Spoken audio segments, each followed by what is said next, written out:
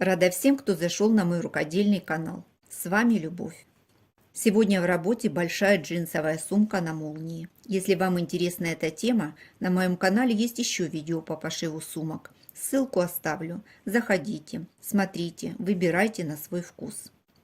Сумка большая, вместительная, удобная, с большим количеством карманов, широким доступом в сумку и откидными ручками с кожзамом. Пошив несложный, размер можно изменить на ваше усмотрение. Весь процесс пошива покажу и расскажу все подробно. Вставила слайд с размерами деталей сумки. Для пошива сегодня буду использовать джинсовые шорты. Если шорты будут с отворотом, это замечательно. Чем больше разных цветов, тем лучше. Кусок ткани для подложки, она у меня не новая. Хлопчатобумажная ткань для подкладки. Она была рыхлая, поэтому я ее постирала в горячей воде, чтобы она максимально села и стала плотнее. Кожзам на трикотажной основе. Молния, у меня рулонная. И фурнитура. Кусочки ткани, которые можно использовать для пошива, получаются небольшого размера. Их можно еще разрезать и пришить на подложку в произвольном порядке, используя одну из техник для лоскутного шитья. Я решила для начала сделать набросок, чтобы понимать, что я хочу. Заготовку разделила на 3 части и потом каждую часть делила так, чтобы не было параллельных линий. Подготовленные кусочки укрепила клеевым флизелином. Для каждой стороны заготовила по 3 детали. На задней и передней панели заготовки отличаются. Первую часть я уже пришила по контуру и в швы соединения кусочков проложила строчку, чтобы соединить с подкладкой. На второй детали выравниваю край. Прикладываю к первой детали лицом к лицу под нужным углом. Закалываю булавками, чтобы ничего не сдвинулось, и прокладываю строчку. Все лишнее срезаю, утолщение и лишний вес мне не нужны. Отгибаю на лицевую сторону, фиксирую булавками. Прокладываю строчки в швы соединения кусочков. На третьей части выравниваю край и соединяю все вместе. Это переднее полотно.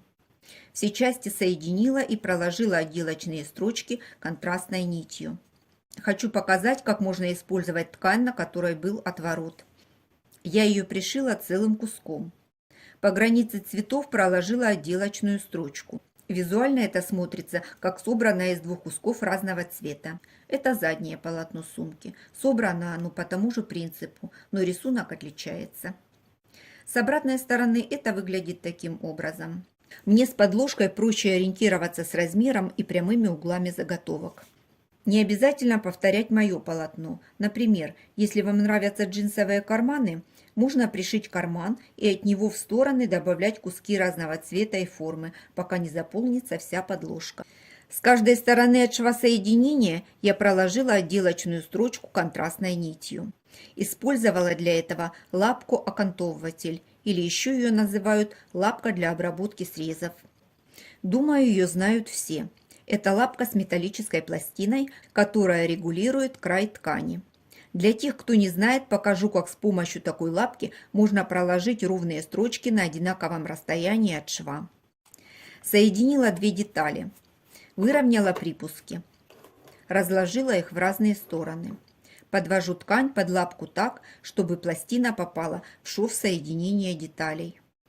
Выставляю иглу на нужное расстояние, в моем случае это 2 мм, и прокладываю строчку. Длину стежка выставила 4 мм.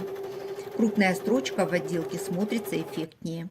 Дохожу до края, разворачиваю деталь и опять подвожу шов соединения под пластину. Прокладываю строчку с другой стороны. Получается ровно, красиво и с первого раза. Покажу поближе, а то под лапкой засвечивает и не очень хорошо видно. Выровняла края заготовки до нужного размера. По краю проложила прямую строчку. Заготовки собирала на одной подложке. Внизу разметила края полотен, и между ними осталось дно 14 см. Для дна я вырезала заготовку из кожзама и добавила уплотнитель из изолона. Он на 1 см короче с каждой стороны. Толщина изолона у меня 0,5 см. Соединила с деталью дна двухсторонним скотчем.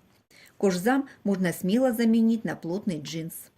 Чтобы удобнее было работать, края проклеила двухсторонним скотчем. Снимаю защитную бумагу и загибаю припуск. Прикладываю дно к намеченным линиям. Совмещаю середины и соединяю дно с задней и передней панелями сумки. Проложила с каждой стороны строчку и простегала дно прямыми линиями через одинаковое расстояние.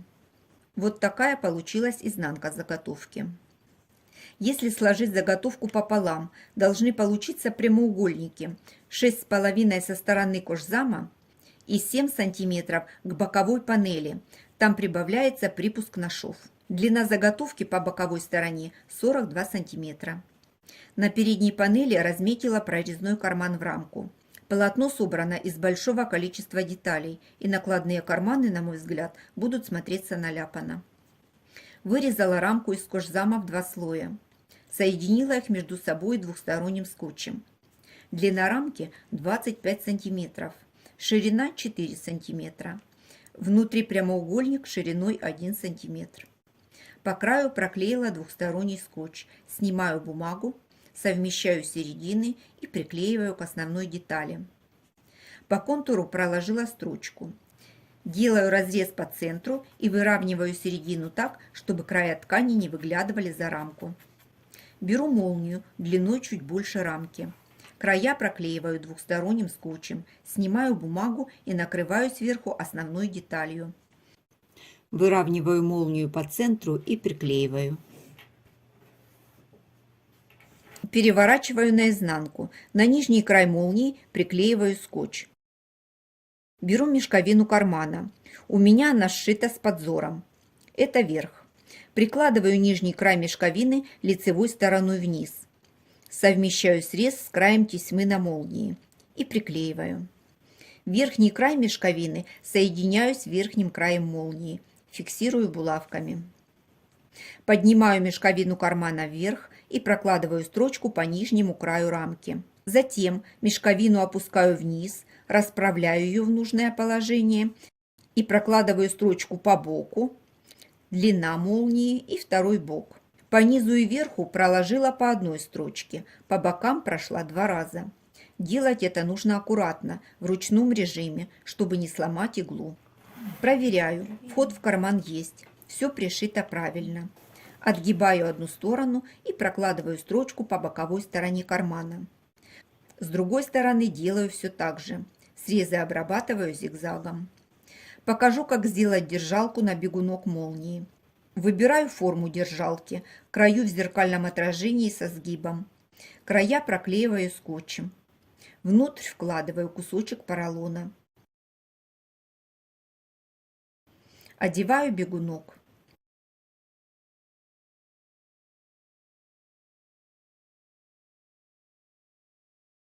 Соединяю срезы.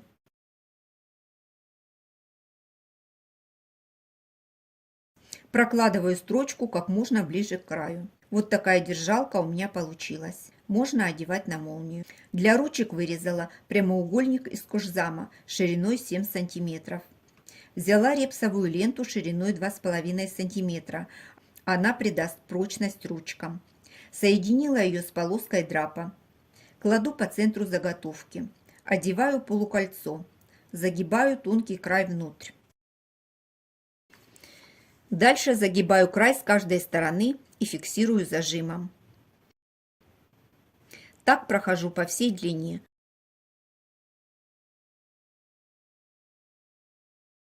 С другой стороны тоже вставляю полукольцо. По краю закрепила срезы двойной строчкой. Первую строчку проложила по срезу, вторую параллельно ей с другой стороны. Строчку выбрала декоративную, но можно использовать любую другую. Вот так выглядит лицевая сторона ручки. Ручки, конечно, можно делать любые. Я предложила свой вариант. Сделала шаблон для крепления ручек. Вырезала из кожзама 4 детали. С обратной стороны для прочности каждую проклеила репсовой лентой. Использовала для этого клей-кристалл.